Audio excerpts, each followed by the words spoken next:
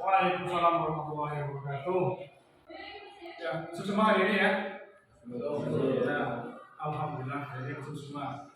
Hari ini kita akan mempelajari tentang unsur fungsi serta penerapan fungsi manajemen dalam kehidupan sehari-hari. Pasti kamu menjumpai orang untuk mencari nafkah ya, bekerja ya.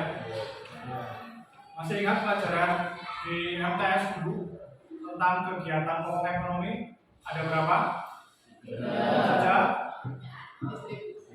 distribusi, produksi, itu semua harus diatur supaya menghasilkan hasil yang maksimal.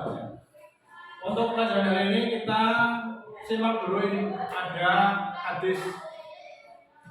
Siapa yang bisa membaca? Setelah Rahman dibacakan. Bismillahirrahmanirrahim. An Hafsin bin Abdillah an Salim bin Abiyah. Qala Rasulullah sallallahu alaihi wasallam, "Inna Allah yuhibbul mu'min muhtar." Wa fi riwayatin Abdin Asy'ari Bayhaqi muhtar. Akhir Bayhaqi. Dari Asy'ari bin Abdillah bin Ubaidillah dari Salim dari bapaknya, dia berkata, Rasulullah SAW telah bersabda, sesungguhnya Allah mencintai seorang mukmin yang berkarya atau bekerja keras. Dan di dalam riwayat Ibnu Abdan, pemuda yang berkarya atau bekerja keras. Ya, di sini berarti. Di sini berarti coba coba dibacakan. Anas bin Malik qala Rasulullah sallallahu alaihi wasallam, "Laisa khairukum man taraka dunyahu li wala akhiratuhu litunyahu hatta yusibu minhuma jami'an fa inna dunya walau ila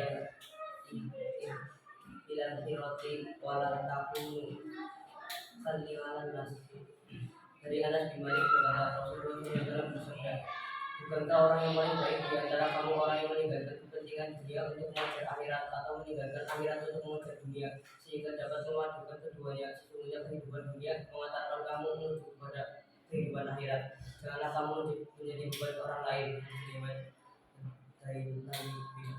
Di sini di kalimat terakhir, janganlah kamu menjadi beban orang lain. Artinya bahwa dalam hadis ini kita dianjurkan untuk hidup mandiri. Oke, hidup mandiri. Terus hadis yang ketiga coba direview atau anak tulis sekarang, anak tulis. Coba, Hafiz. Bismillahirrahmanirrahim. Al-Bid ni'mat di kuriba radhiyallahu anhu. Nabi sallallahu alaihi wasallam qala wa akhla abdul karam wa khairun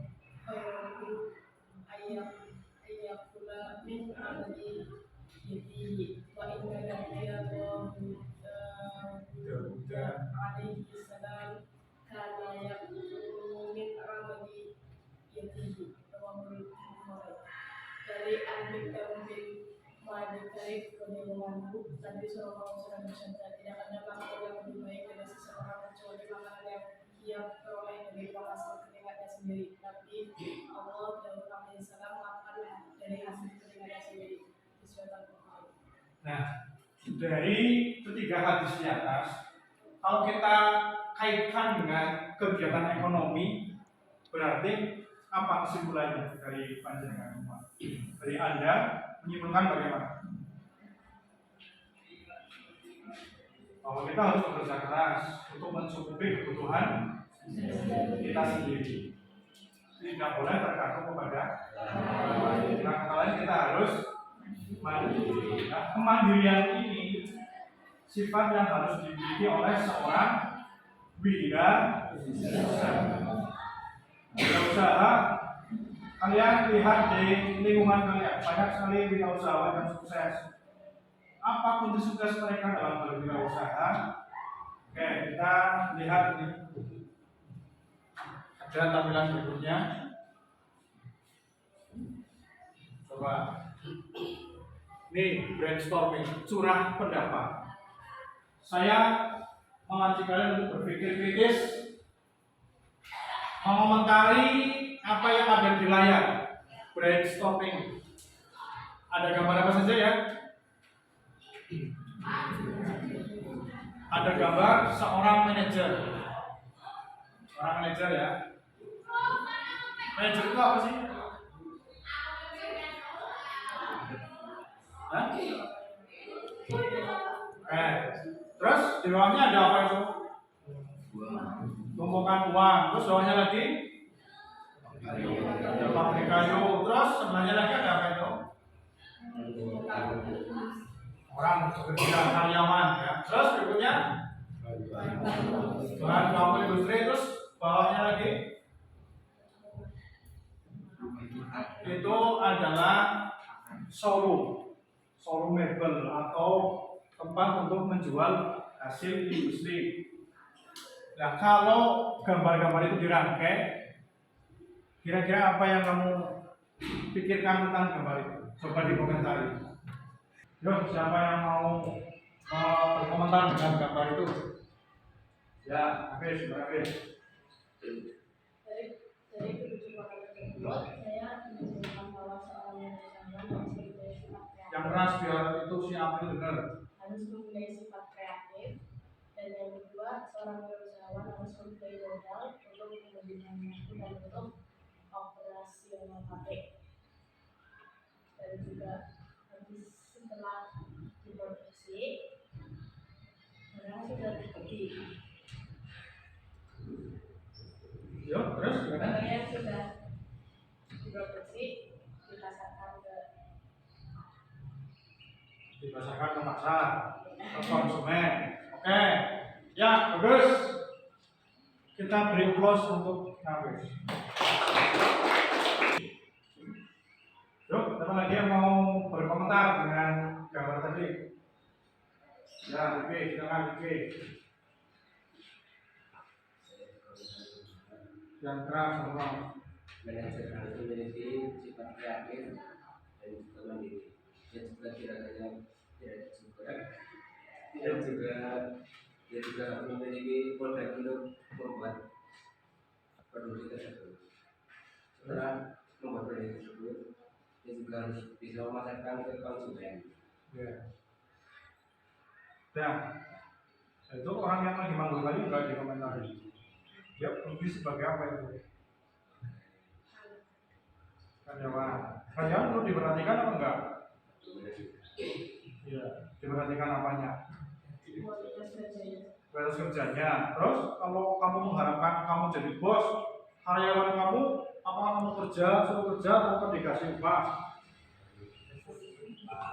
Nah, di sini kita sebagai misalnya kamu nanti sebagai seorang wirausaha, sebagai seorang bisnismen gitu ya, mengelola sebuah usaha harus mempunyai keterampilan mengatur atau yang disebut dengan manajemen. Apa itu manajemen? Kita saksikan video berikut ini. Saya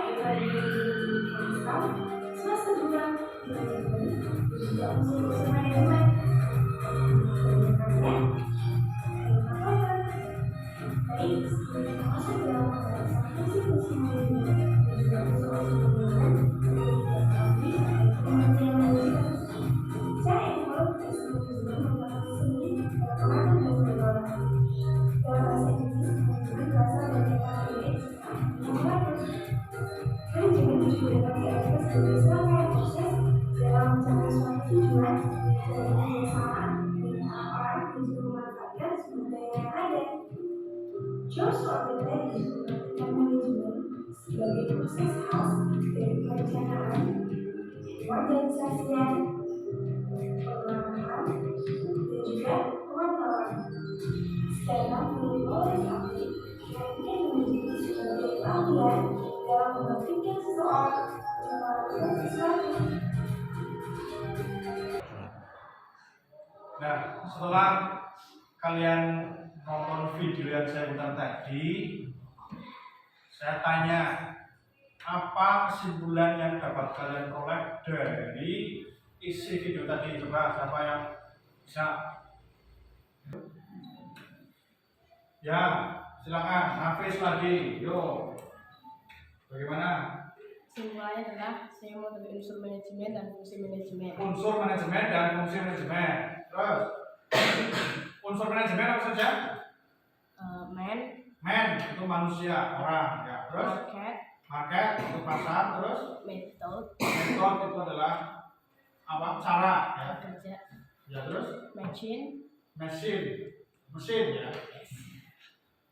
Terus, money, uang. Nah, itu yang disebut dengan unsur-unsur manajemen. Terus satu lagi yang fungsi, ada planning, organizing, actuating, dan controlling. Nah, ya terima kasih untuk Nafis yang sudah bersedia menjawab ya, dari kesimpulan yang diperoleh tentang video yang saya putar tadi. Nah, anak-anak semuanya, hari ini tujuan pembelajaran kita adalah nanti kalian diharapkan bisa mengidentifikasi unsur-unsur manajemen dan mengidentifikasi fungsi-fungsi manajemen serta menyimpulkan penerapan fungsi manajemen dalam praktek kehidupan sehari-hari. Nah, untuk kegiatan pembelajaran nanti saya akan membagi kalian menjadi beberapa kelompok, menjadi 4 kelompok sesuai dengan fungsi manajemen tadi. Fungsi manajemen kalau disingkat apa tadi? POAC. Disingkat POA. Fungsi manajemen. Nanti saya kelompokkan menjadi 4 sesuai dengan POA tadi. Kelompok 1 tentang planning, kelompok 2 tentang organizing, kelompok 3 tentang actuating, dan kelompok 4 tentang controlling. Nanti tugas masing-masing kelompok adalah berdiskusi, kemudian mencari contoh fungsi-fungsi tersebut dalam kegiatan dalam kehidupan sehari-hari. Misalnya kelompok planning, ya, dia mencari contoh planning dalam kehidupan sehari-hari dalam penerapannya pada kegiatan perusahaan, bisnis. Nah, kemudian organizing, jadi dia nanti bisa bermain peran siapa yang menjadi apa gitu, dalam sebuah organisasi, tugasnya apa. Kemudian kelompok 3 actuating, contoh nyata dalam prakteknya seperti apa. Kemudian controlling juga seperti itu. Jelas? Nah, nanti setelah kalian berdiskusi masing-masing kelompok, saya minta untuk mempresentasikan hasil diskusinya. Siap ya? Ya, dimulai dari Rahman.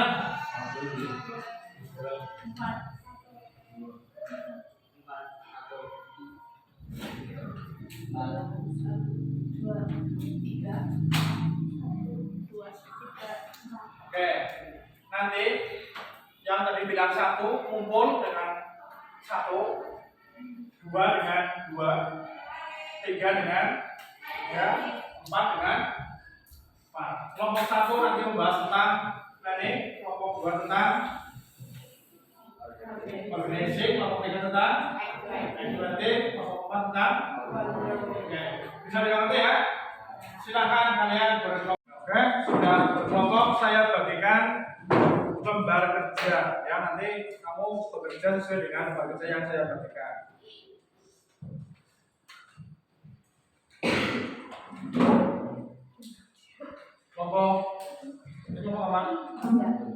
3.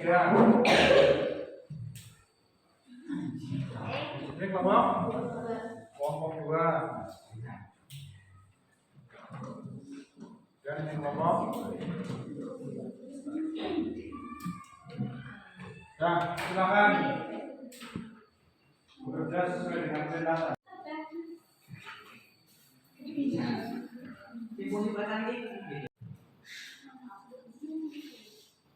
Sudah siap untuk presentasi ya? Sudah selesai diskusinya, silakan masing-masing kelompok untuk mempresentasikan hasil diskusinya. Mau urut dari 1, 2, 3, 4 atau mau acak? Urut? Berarti dari kelompok 1? Ya. Kelompok 1 gimana hasil diskusinya? Siapa yang mau jadi juru bicara? Rahman. Oke, silakan. Kelompok lain menyimak dan memberikan komentar.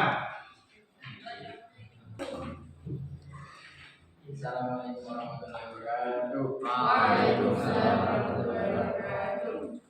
Saya perwakilan dari kelompok 1 ingin mempresentasikan hasil diskusi kami tentang mengenai fungsi perencanaan. Usaha yang akan saya jalani ini ialah usaha yang berjalan pada bidang pembibitan dan pemasaran atau penjualan ikan mas yang menurut saya akan memperoleh keuntungan yang besar dalam modal yang kecil. Pada saat ini banyak orang yang berlomba-lomba merencanakan usaha menjalankan. Sekian dari saya. Assalamualaikum warahmatullahi wabarakatuh. Kita berikan close untuk kelompok 1.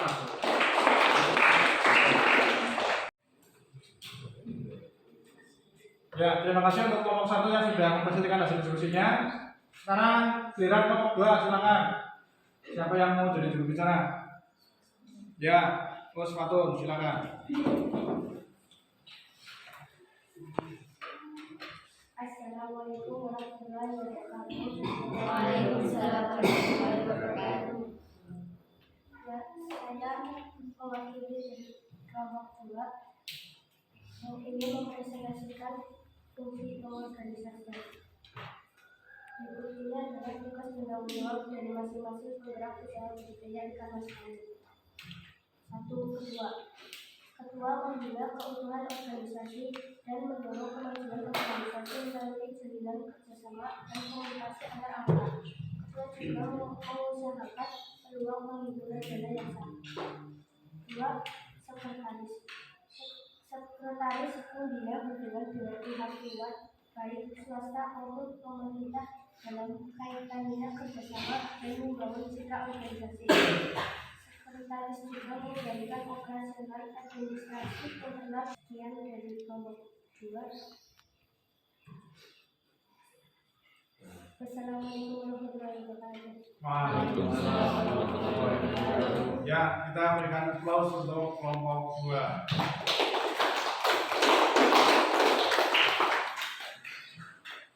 Lanjut kelompok 3. Nanti ditanggapinya nanti. Kelompok 3, siapa yang mau mewakili?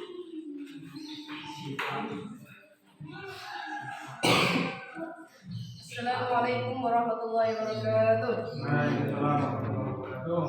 Perkenalkan, saya Siti Hotel Mengenofisa, perwakilan dari kelompok 3. Berdirinya saya di sini, saya akan mempresentasikan hasil diskusi kelompok kami, fungsi manajemen, yaitu extracting. Extracting dalam kepemimpinan adalah bagaimana seorang pemimpin dapat mempengaruhi perilaku bawahan sehingga bawahan tersebut mau berperan sebagai 1. Pemberi petunjuk, bimbingan, binaan, serta pengarahan bagi bawahannya.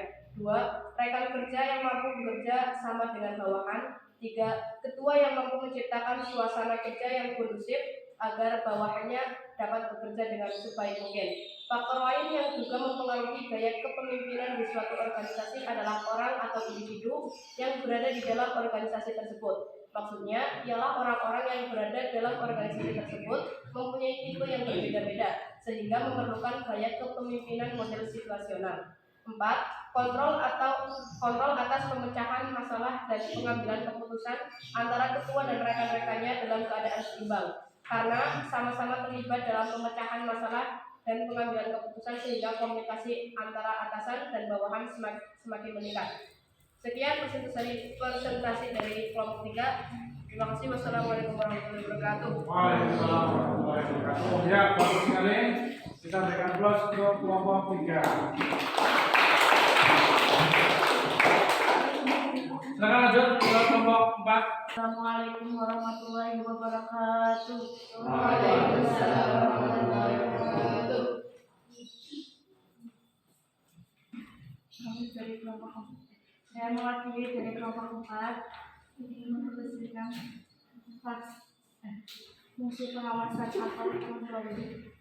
Ketua tidak hanya memperhatikan produknya, tapi juga memperhatikan anggota yang terlibat pada usaha tersebut.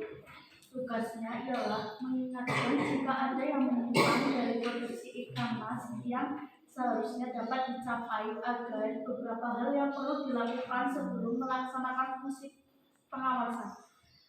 Kontroli ini tahapan tersebut yaitu 1. Menetapkan standar pelaksanaan kegiatan usaha ikan mas. 2. Menentukan pengukuran pelaksanaan kegiatan usaha tersebut. 3. Menganalisa penyimpangan yang terjadi. Dan 4. Mengambil tindakan jika diperlukan untuk memperbaiki penyimpangan. Manajemen pengawasan ini erat kaitannya dengan manajemen kualitas, yang mana manajemen kualitas termasuk manajemen pengawasan, controlling juga. Selanjutnya, membuat prosedur controlling yang efektif merupakan langkah-langkah yang harus ditetapkan untuk melaksanakan kegiatan dan berkewajiban menciptakan prosedur yang baik sehingga menjadi terciptanya sistem pengendalian manajemen yang efektif dalam meningkatkan usaha budidaya ikan mas ini. Terima kasih. Wassalamualaikum warahmatullahi wabarakatuh. Waalaikumsalam warahmatullahi wabarakatuh. Kita berikan plus untuk kelompok